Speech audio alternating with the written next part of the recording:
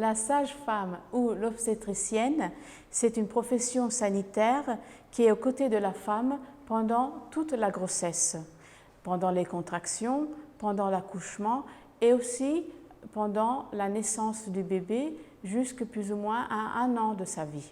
C'est donc la personne qu'on considère depuis la grossesse jusqu'à la ménopause et vous pouvez la trouver à l'hôpital ou bien au planning familial. Si vous êtes enceinte, vous pouvez aller au planning familial et là, l'obstétricienne, il vous aidera dans le chemin depuis le début de la grossesse avec des analyses de sang, reconnaître et gérer aussi des maladies qui sont de la grossesse, comme par exemple le diabète, qui peut être très dangereux pour vous et pour votre bébé. Pendant la grossesse, on conseille de faire 2 échographies, une dans le premier trimestre et l'autre dans le deuxième trimestre. On l'appelle la morphologique. S'il y a quelque chose qui ne va pas, le gynécologue peut aussi vous faire des autres échographies. Pendant les premiers mois de gestation, on peut avoir aussi des fuites de sang ou aussi des douleurs comme par exemple quand on a les règles. Donc si vous avez ça, vous devez aller d'urgence à l'hôpital car ça pourrait être une fausse couche. Et donc, plus vite vous allez à l'hôpital et plus vous aurez aussi la possibilité de pouvoir résoudre ce problème. Pour la façon de vivre et aussi pour l'alimentation, on vous conseille de faire des activités très faibles, comme par exemple nager, se promener, faire du yoga.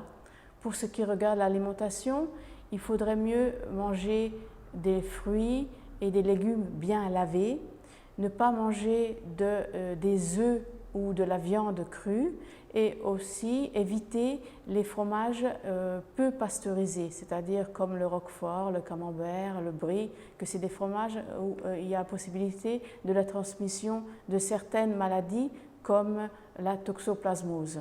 Pendant la grossesse, vous pouvez participer à des rencontres qui ont lieu au planning familial où on vous aidera à reconnaître les contractions, à vous donner des conseils utiles pour l'allaitement du bébé et aussi pour vous aider à supporter l'accouchement.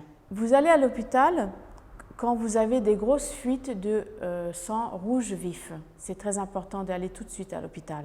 Dans le cas où il y a la rupture des os, que c'est la membrane qui se casse et donc c'est le liquide amniotique qui sort et normalement le liquide il est clair, incolore.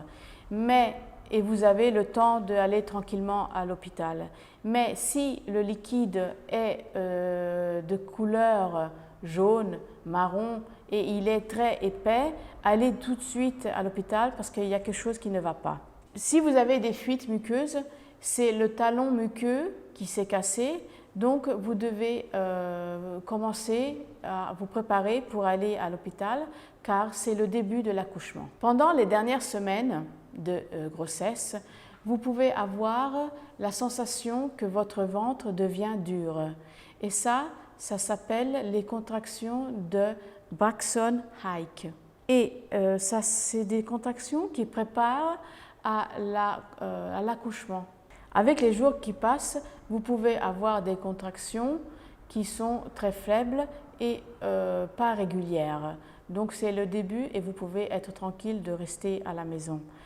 Après, quand les contractions deviennent plus régulières, plus fortes et douloureuses, alors c'est une préparation. Et pendant cette préparation-là, vous pouvez quand même rester à la maison, vous reposer entre une contraction et l'autre.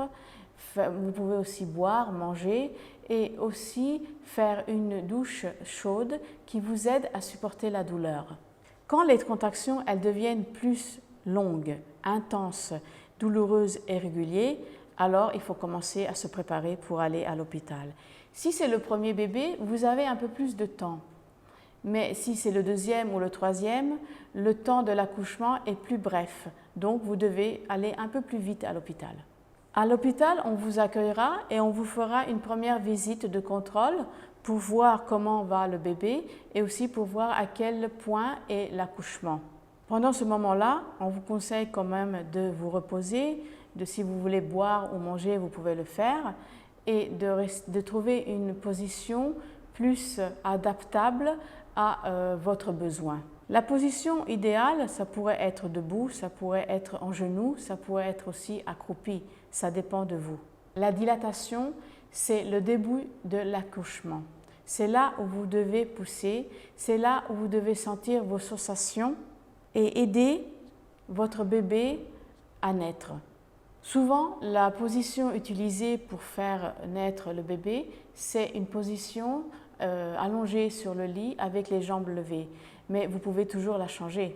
Tout de suite après la naissance, votre bébé vous sera mis sur la poitrine et la première chose qu'il voudra faire, c'est s'attacher à votre sein. Après la naissance du bébé, vous aurez une autre sensation de devoir pousser et c'est là où vous devez éjecter de votre corps la placente et ce sera sans douleur et très vite. Pour faire une bonne allaitement, il faut que le bébé ait dans sa bouche l'aréole et le mamelon, d'une manière qui a la possibilité de bien s'attacher pour pouvoir commencer à boire le lait.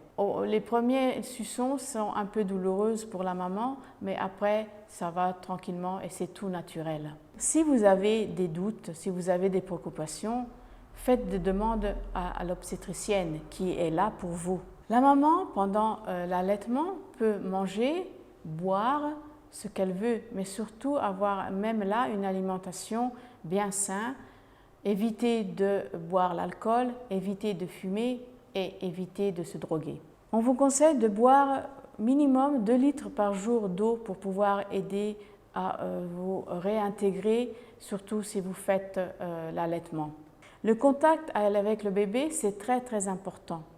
Vous pouvez aussi le faire dormir avec vous dans le lit, mais l'important, c'est que le matelas du lit soit un matelas dur, que vous, comme parents, vous n'utilisez pas de médicaments pour le sommeil et que vous ne soyez pas aussi des personnes un peu obèses et évitez aussi les drogues. Pour n'importe quelle préoccupation, vous pouvez demander au planning familial de vous aider et aussi au pédiatre qui est là pour vous faire devenir une bonne maman.